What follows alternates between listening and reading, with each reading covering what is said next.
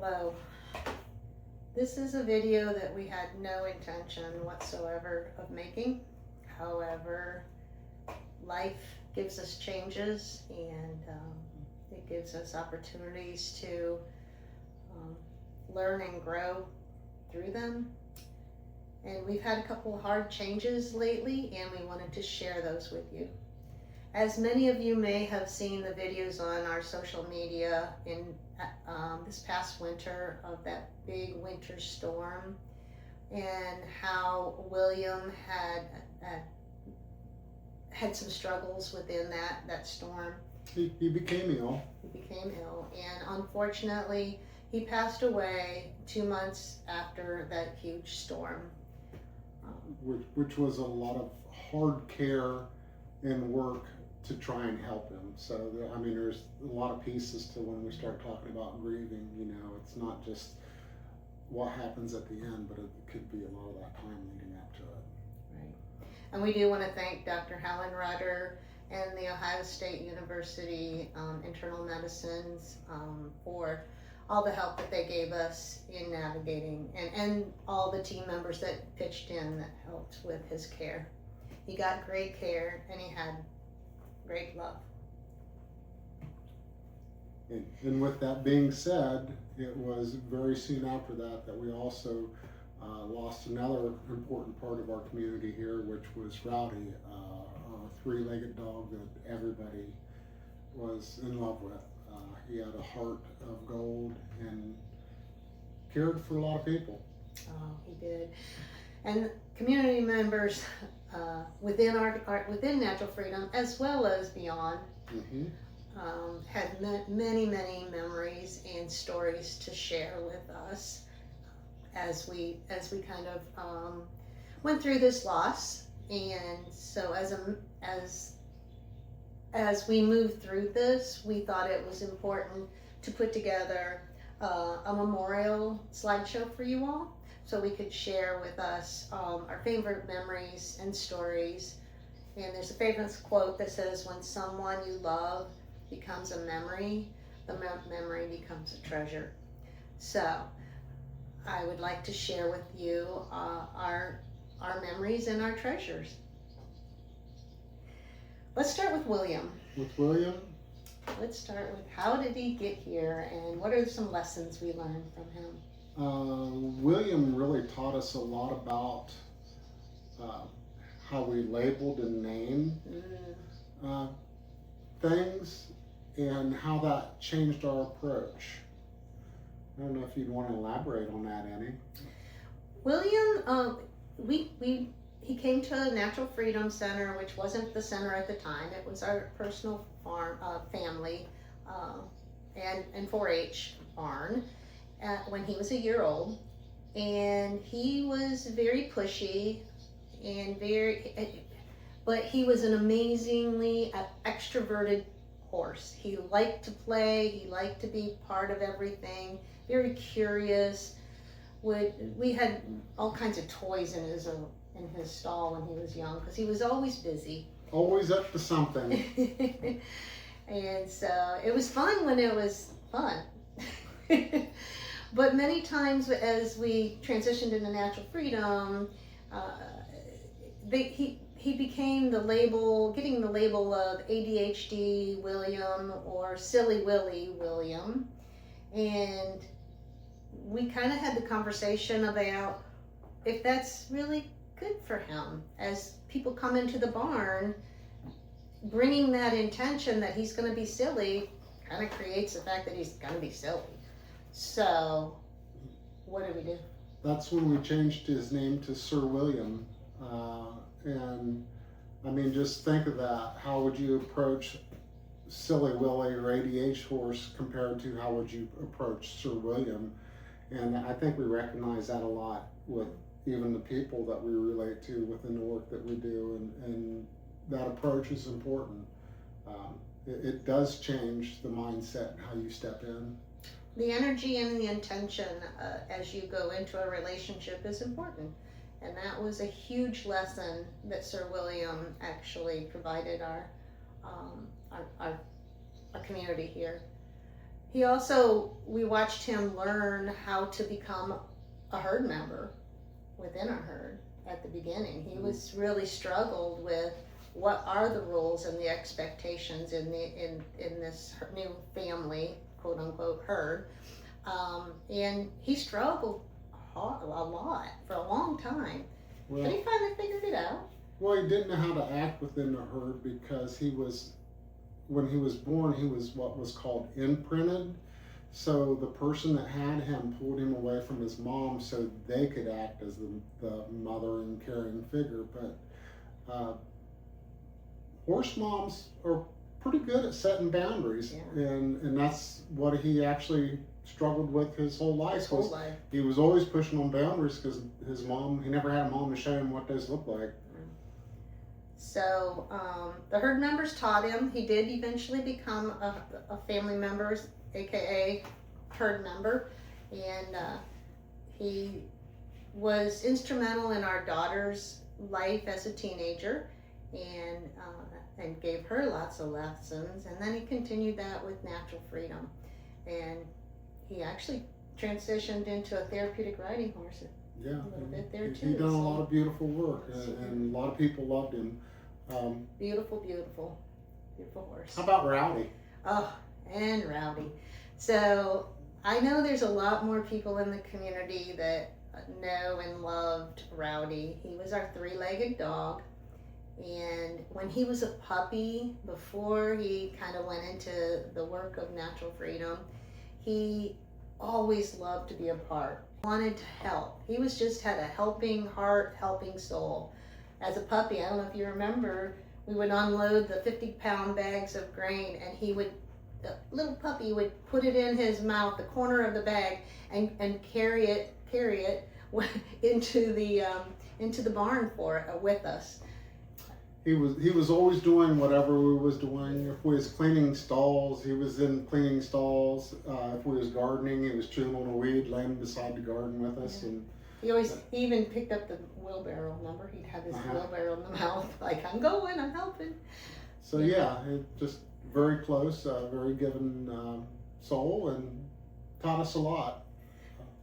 Yeah, and as he matured and he started being a part of our sessions, he was very instrumental. We heard a lot of clients say, oh my gosh, look at that three-legged dog running the hills, hopping on his back leg, climbing just with us. If he can do this, I can do what my struggles are. So he was very inspirational by just being him and not allowing any of his disability hold him back. He was very giving too, because he had to check on everybody, and then there was that huge piece of compassion in him.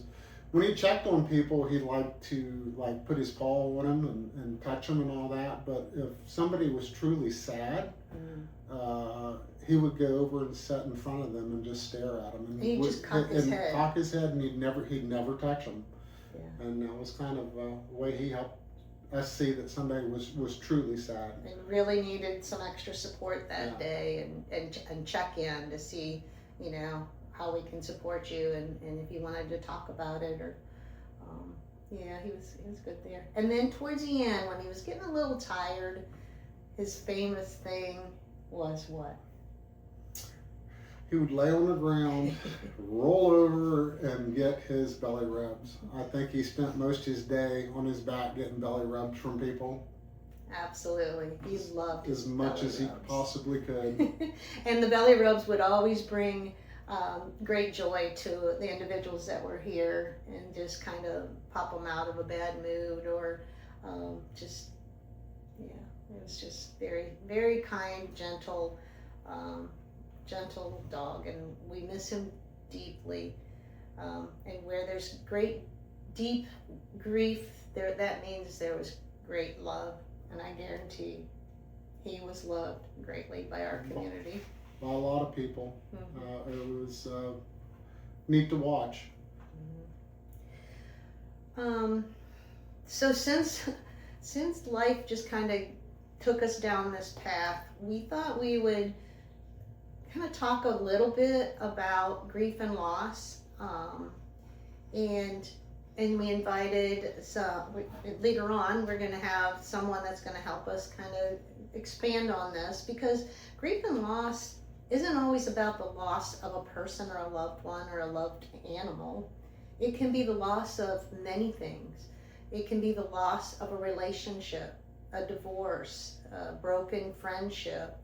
It can be the loss of a role, maybe during retirement, or empty nest syndrome.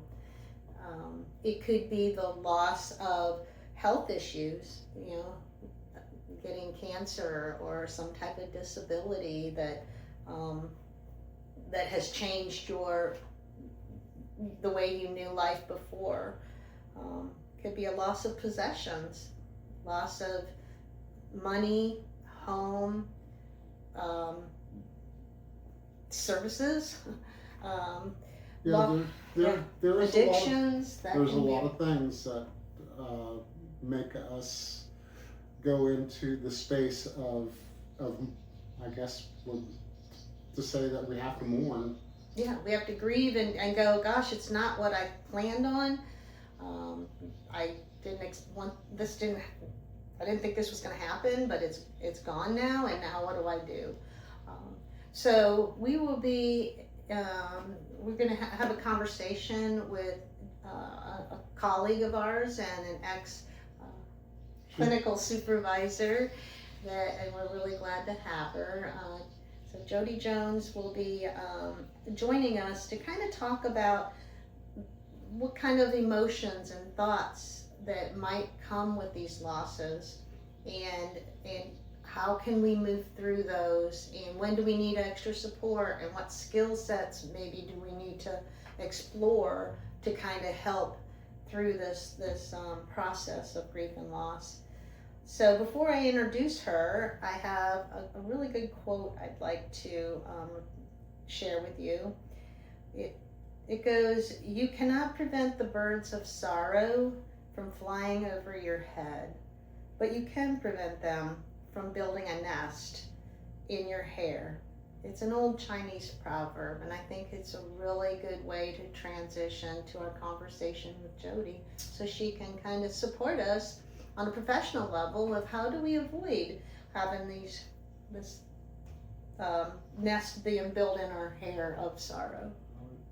It's definitely something that we all navigate in a different manner, and I'm sure that she's going to give us different tools and skills to use and better understand the process. So I'd like to introduce a colleague, and we've had lots of experiences together. Jodi Jones is here to further our conversation about grief and loss, and how to learn and grow from it. Would you like to share who you are? I would. My name is Jodi Jones. I'm the Behavioral Health Site Director at Hopewell Health Centers in MacArthur, Ohio. And at one time, many years ago, I helped you with clinical supervision. You did. It was amazing. Yeah. So I want to thank you for inviting me to be part of this conversation. Absolutely. Thank you for joining us.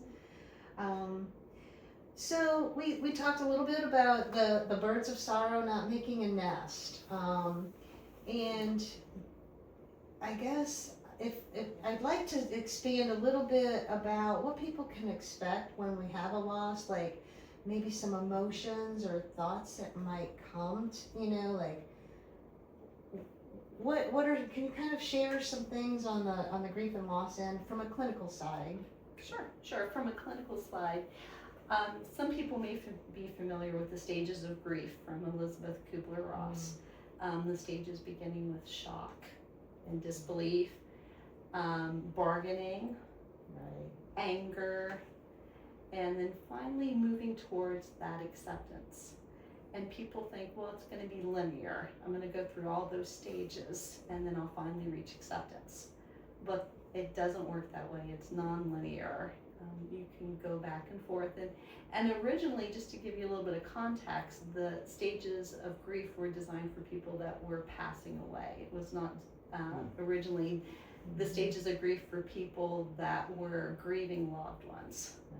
But it kind of morphed into that, Yeah. right? They kind of saw some parallels. They did. They Okay. and so people often think, you know, those are the stages I'm going to go through, but everybody grieves differently. Mhm. There's no right or wrong way to grieve.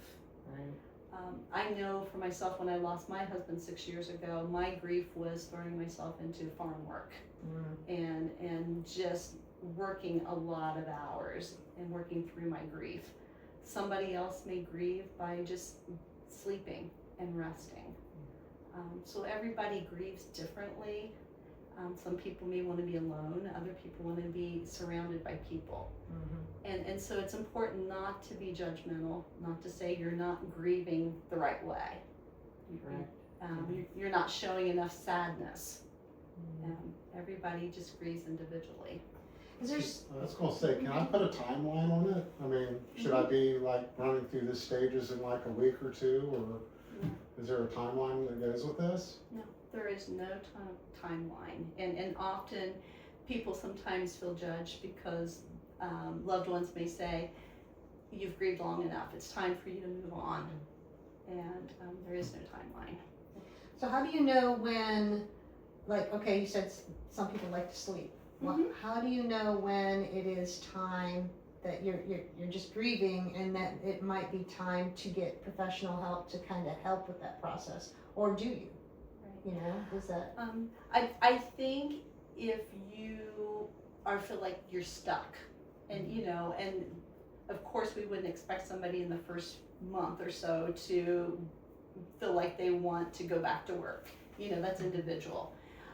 But if you are stuck and you're neglecting some of the responsibilities, the day-to-day living, That's probably That- the important that's- piece. yeah. Probably Not people getting out up, there- not taking a bath, not Right. brushing your teeth, not eating, taking care of your kids or your family or whatever, Right. going to work. Or yourself. or yourself. Yeah. And it doesn't hurt to seek professional consultation, to go to a counselor or another mental health professional and talk to somebody and say, is this to be expected?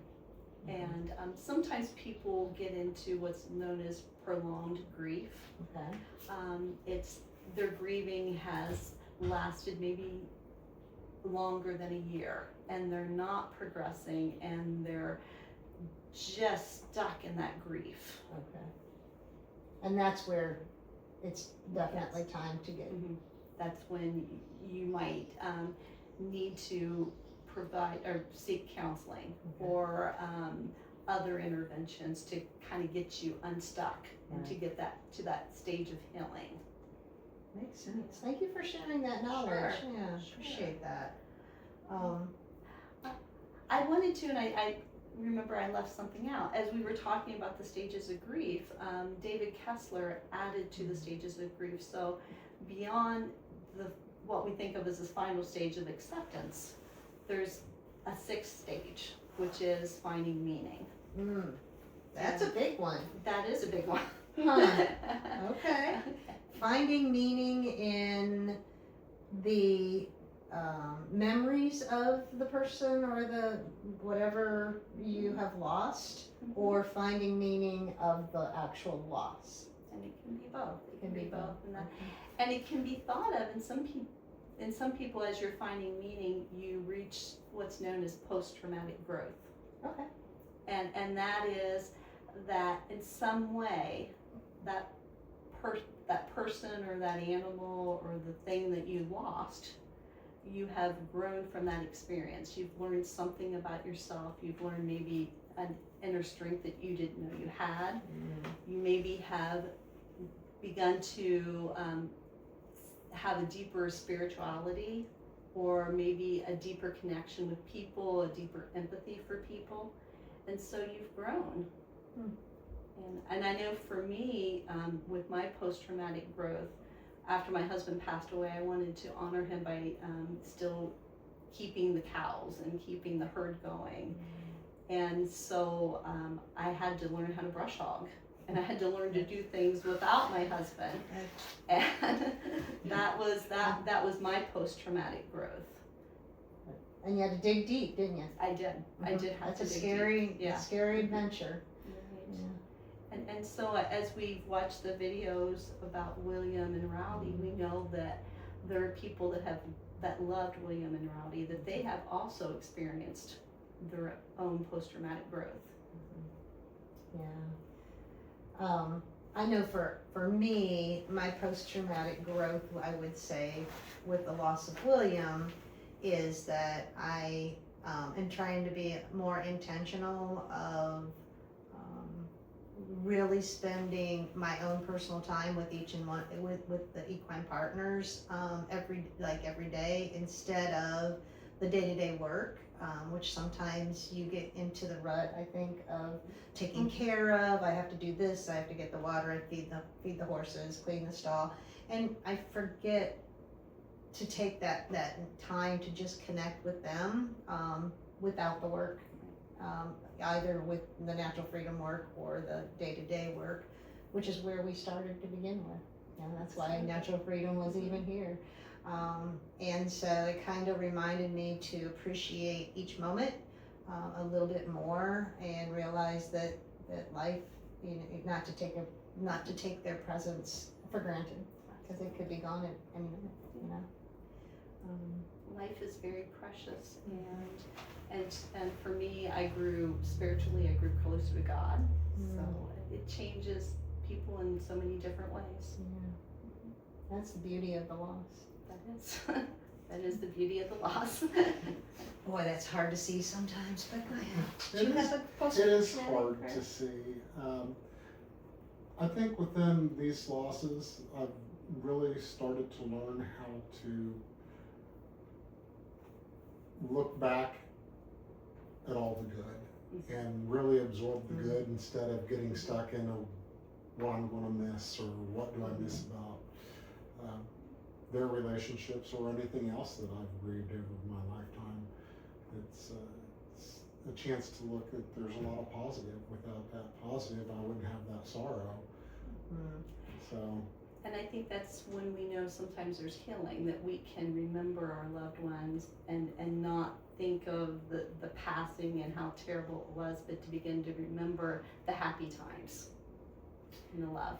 And I know our natural freedom community have with a vast array of different ways that people honored that their happy memories.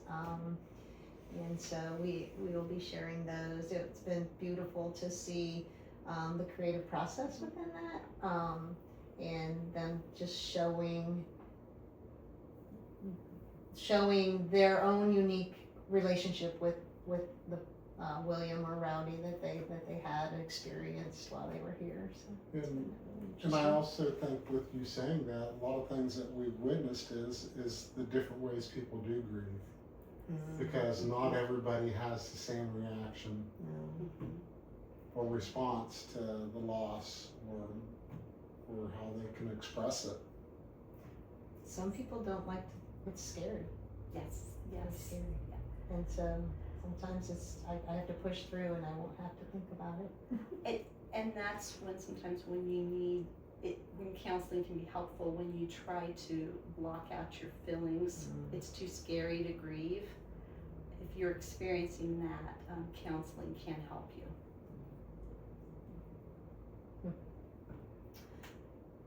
Thank you so much for sharing Welcome. your knowledge here. It's not an easy thing to process or to experience, but I love the fact that there are positives within it. If we slow down and kind of take the moment to process and think about it. So I appreciate the conversation, because some of those things we hadn't thought about it ourselves. So that's really good that our post-traumatic growth is a new one for us, huh? Yes, it is. Well, I have appreciated the conversation. I've learned as well. So do you have anything else to add? No, I just think, like, with all these conversations that we are having right now, sometimes they're conversations people don't want to hear, but I think they're important conversations to have. I did just come up with a question as you were talking. The post-traumatic growth, because we talked earlier about it's not just a loss of a person or an animal. It could be the loss of a divorce or a role like Empty empty nest. nest, yes, or retirement, Yes. or a cancer or a disability that, hey, my life used to be like this and now it's not. Does the post-traumatic growth process apply to that as well? Yes. Okay. Anything that the person feels was traumatic. So what is a trauma for one person may not be a trauma for another person. So a job loss, for example, may be very traumatic for somebody. Another person going through a job loss might not see it as being as traumatic. So it's very individual. We're back to that. Yes, we are back to that. We circled around, Jodi. Well, with that being said, do you have any final words? No, but this has been so nice to meet and talk Yes. and to reconnect. I know, it's Yeah. been a few years, and I think pre-COVID. It's the last time we saw each other, so it's really nice for you to join us and have this conversation. So if you are struggling with the loss, please reach out to a counselor of your choice. We will put Hopewell's phone number as well, but there's nothing to be ashamed of if you need that extra support to help get unstuck and find your own post-traumatic growth. Thank you, William and Rowdy, and you, Jodi. Thank you. Have a good day.